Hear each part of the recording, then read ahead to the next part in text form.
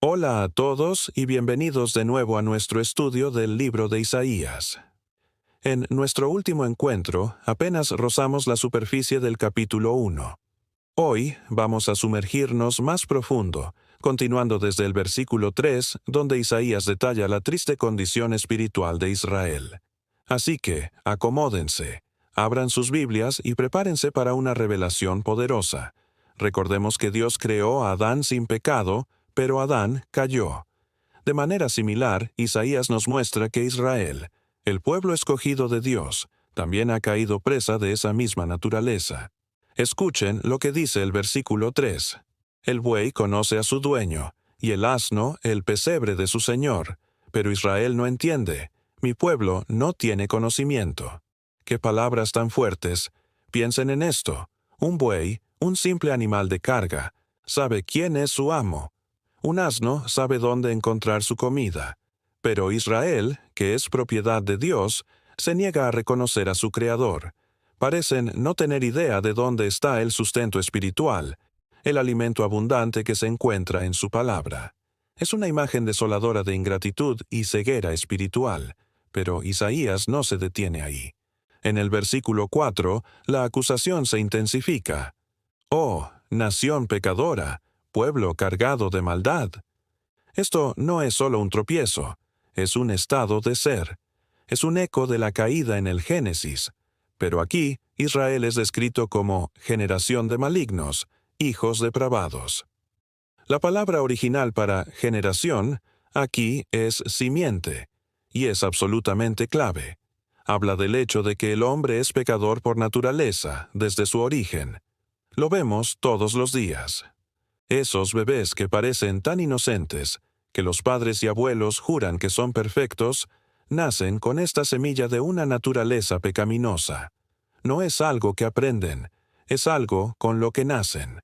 Así, Isaías continúa su denuncia en el mismo versículo 4. Dejaron a Jehová, provocaron a ira al Santo de Israel, se volvieron atrás. Fíjense que todos estos son pecados directamente contra Dios. A menudo, como sociedad, nos enfocamos en los pecados de unos contra otros, las ofensas humanas. Pero a Dios le preocupa profundamente nuestra actitud y nuestro pecado contra Él. La rebelión contra el Creador es la raíz de todo, y la embestida profética continúa en el versículo 5. ¿Por qué querréis ser castigados aún? ¿Todavía os rebelaréis? Toda cabeza está enferma y todo corazón doliente. La esencia de esta pregunta es desgarradora. Es como si Dios dijera, ¿de qué sirve castigarlos más? El castigo no puede corregir el problema de raíz, porque la naturaleza misma del hombre está completamente corrompida. La enfermedad no es superficial, es total. Afecta la cabeza, nuestro pensamiento y el corazón, nuestras emociones y voluntad. El diagnóstico se vuelve aún más gráfico en el versículo 6. Desde la planta del pie hasta la cabeza, no hay en él cosa sana, sino herida, hinchazón y podrida llaga. No están curadas, ni vendadas, ni suavizadas con aceite.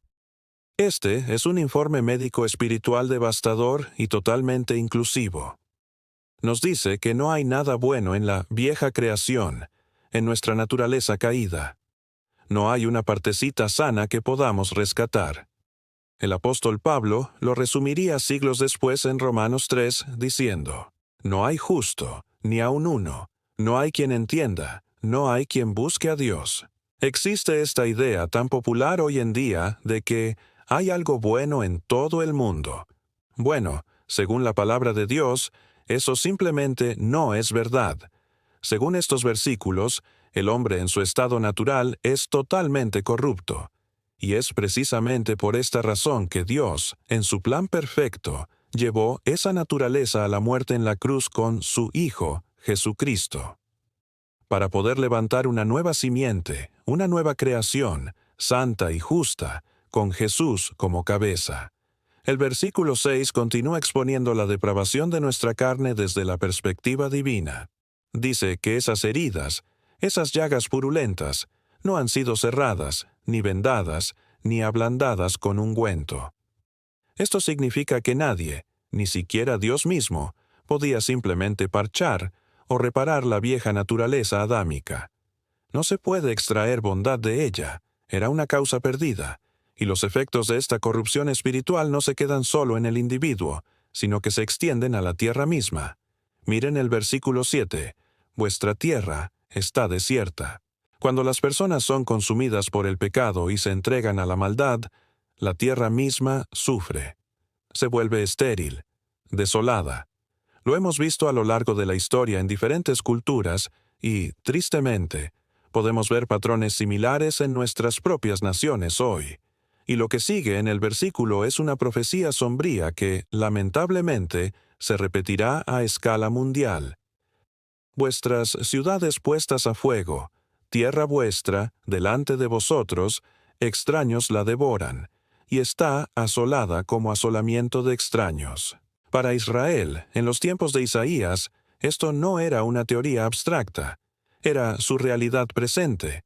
La decadencia espiritual era tan grande durante el reinado de varios reyes que la paciencia de Dios llegó a su límite.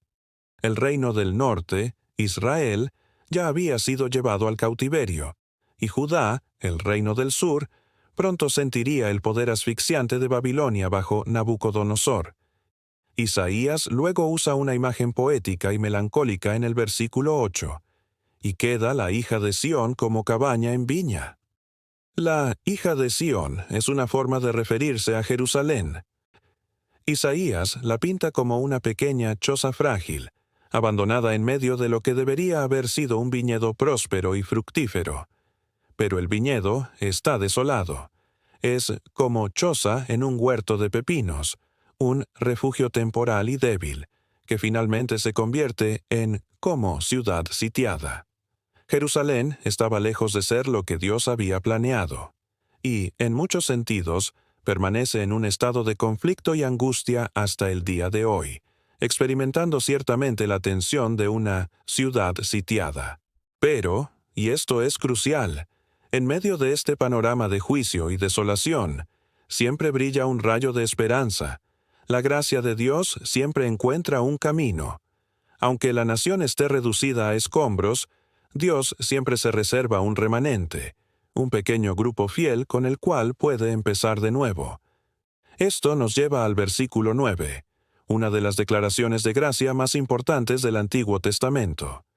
Si Jehová de los ejércitos no nos hubiese dejado un resto pequeño, como Sodoma fuéramos, y semejantes a Gomorra. ¿Se dan cuenta de la magnitud de esto? Sodoma y Gomorra fueron completamente aniquiladas, borradas del mapa. Pero ese nunca fue el plan de Dios para Israel. La Biblia afirma una y otra vez que, sin importar cuán espiritualmente en bancarrota estuviera el pueblo, Dios siempre ha preservado un remanente fiel. Vendrá la tribulación con todo su horror, pero incluso entonces, Dios preservará a ese remanente, a través del cual comenzará de nuevo con Israel, como una nueva creación y cabeza de las naciones. Este versículo nos dice que si no fuera por ese pequeño grupo de creyentes fieles, Israel habría sido destruido. Esto implica que aquellos que son verdaderamente espirituales actúan como un freno, deteniendo los poderes de la oscuridad y la ira de Dios. Finalmente llegamos al versículo 10, donde el tono del profeta cambia a una confrontación directa y mordaz. Oíd palabra de Jehová, príncipes de Sodoma. Escuchad la ley de nuestro Dios, pueblo de Gomorra. Isaías no está hablando con las ruinas de las ciudades antiguas. Le está hablando directamente a los líderes y al pueblo de Jerusalén, comparándolos con esas dos ciudades infames. ¿Por qué una comparación tan dura? Porque Jerusalén había adoptado las mismas características de maldad y rebelión que trajeron un juicio tan severo sobre Sodoma y Gomorra. ¿Y cuál es la única salida, la única respuesta a este estado tan terrible? Isaías se los dice claramente: escuchad la ley de nuestro Dios. El único escape es prestar atención a la palabra de Dios. Y esto no se refiere solo a los 10 mandamientos, sino a toda la revelación de Dios, a su voluntad completa. La condición de Israel era desesperada. Su pecado era profundo y su naturaleza estaba completamente corrupta. Pero incluso en el diagnóstico más sombrío, Dios proveyó una salida: escuchar su palabra y aferrarse a la promesa de un remanente fiel, una promesa que finalmente encuentra su cumplimiento máximo en Jesucristo. Gracias por acompañarme en este profundo estudio de Isaías.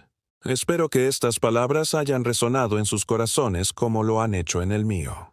Si este mensaje les ha sido de bendición, no olviden darle a me gusta, compartirlo con alguien que lo necesite y suscribirse a nuestro canal para no perderse la continuación de esta increíble serie. Que Dios los bendiga abundantemente. Nos vemos en el próximo video.